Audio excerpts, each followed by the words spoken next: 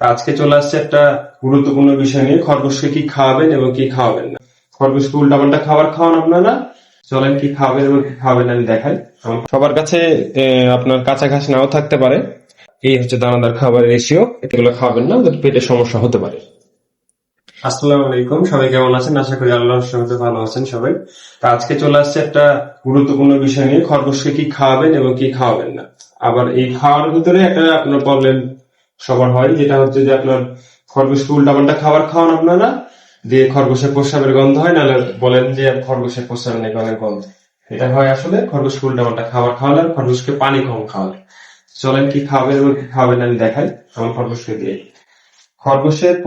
খরগোশের মেন খাবারই হচ্ছে ঘাস।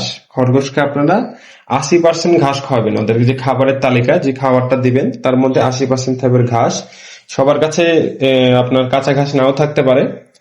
আপনারা এই কাঁচা ঘাসটাকে নিয়ে হে করে খাওয়াবেন, মানে কাঁচা ঘাসটা রোদের তাপে শুকনো করবেন না, এটা এমনি বাসায় নিয়ে রেখে দিবেন।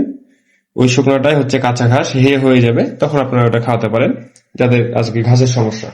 আচ্ছা, আপনারা যদি 4-5 দিন ঘাস না ম্যানেজ করতে পারেন বা হেও না থাকে, এর পরবর্তীতে আপনারা কলার পাতা খাওয়াবেন। কলার পাতা, পেঁপের পাতা, এছাড়াও সাজনা গাছের পাতা, এগুলা অল্প পরিমাণে খাওয়াতে পারেন। যদি আপনি 2-3 দিন ঘাস পাচ্ছেন না, তখন এটা খাওয়াতে পারেন। এছাড়াও এটাতে অনেক প্রোটিন আছে, ফাইবার আছে। খরগোশকে যদি এগুলো খাওয়ান তাহলে উপকার আছে। এটা আমি ঘাস থাকলেও খরগোশকে খাওয়াই। এই যে নিয়ে আসছেন, কালকে দিয়েছিলাম, আজকে আর দিই নাই, এটা পরশুদিন খাওয়াবো। এখন আপনি দেখা যায় খরগোশকে ফিড খাওয়াই না আমি, খরগোশকে দিয়ে হচ্ছে দানাদার খাবার। এই হচ্ছে দানাদার খাবারের রেশিও, এটা আমি বানিয়ে ফেলছি। আপনাদেরকে বানানোর সময় আমি আবার নতুন করে ভিডিও দেখাবো। এর মধ্যে কি কি আছে আমি বলে দিই। এটা হচ্ছে আপনার বুটের যে খোসাটা, ওইটা, এটা মটর বা ডাবলির খোসা। এছাড়াও গমের ভুসি আছে, মোটাটা। গমের ভুসি হচ্ছে আপনার 2 কোয়ালিটির হয়, একটা হচ্ছে মোটা, একটা হচ্ছে চিকন। এই যে আপনার এই যে এটা হচ্ছে গমের ভুসি, অনেক কম পরিমাণে আছে, এটা এই কারণে বোঝা যাচ্ছে না। এটা হচ্ছে মোটাটা আপনারা দিবেন। এই 3টা জিনিস মিশিয়ে আমি খাওয়াই, আরো 2-3টা দিই, এখন আমি পাই নাই এই কারণে 3টা মিক্স করে দিচ্ছি।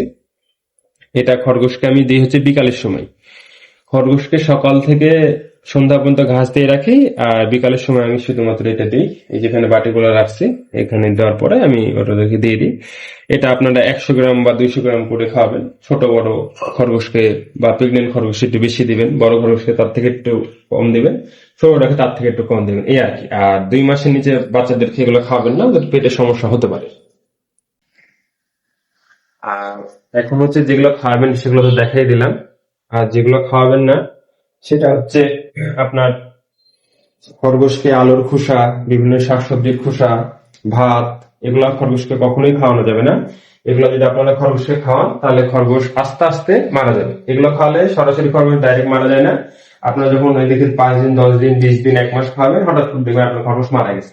এটা গ্যাস হয়ে মারা যাবে, বদহজমের কারণে মারা যাবে। এই কারণে কখনোই খরগোশকে ঘাস, রুটি, বিস্কিট টিস্কিট এগুলো খাওয়ানো যায় না। সরি, ঘাস না, ঘাস বলে ফেলছি। আপনার ভাত, রুটি, তারপরে শাকসবজির খোসা, এগুলো খাওয়ালে খরগোশের প্রস্রাবে মারাত্মক গন্ধ করে এবং তাদের পেটের আপনার সমস্যা দেখা দেয়। হঠাৎ করে 1-2 মাস পরে খরগোশ মারা যাবে। খরগোশের পানির ব্যবস্থা সবসময় পরিষ্কার পানি দিবেন এবং সব সময় খরগোশকে পানি দিয়ে রাখবেন। অনেকেই মনে করেন যে খরগোশ পানি খায় না, আসলে তা না। খরগোশ 24 ঘন্টায় পানি খায়। হ্যাঁ, তারা প্রচুর পরিমাণে পানি খায়। তাদেরকে যদি পানি কম খাওয়ান, তখন আপনার খরগোশের প্রস্রাবের গন্ধ হতে পারে। ওটা যাতে না হয়। আর পানি খরগোশের জন্য অনেক জরুরি। পানি সবসময় 24 ঘন্টা আপনারা দিয়ে রাখবেন। এই যে আমি খরগোশকে আপনার গাজর দিই, গাজরের এতটুকু টুকরা করি। এটা আপনার সপ্তাহে 1-8 দিন আমি দিয়ে রাখি। গাজর, কলা, তারপরে আপনার আপেল, পেয়ারা, হ্যাঁ, এগুলো ছোট ছোট টুকরা করে আপনার খরগোশকে দিবেন। এই যে আমি দিচ্ছি, দেখেন। এগুলা খরগোশ অনেক পছন্দ করে, কিন্তু পছন্দ করলে যে আপনি বেশি পরিমাণ খাবেন তা না, সপ্তাহে একবার। এগুলো আসলে ট্রিট হিসাবে মাঝে মধ্যে খরগোশকে দিলে ওদের মন ভালো থাকে।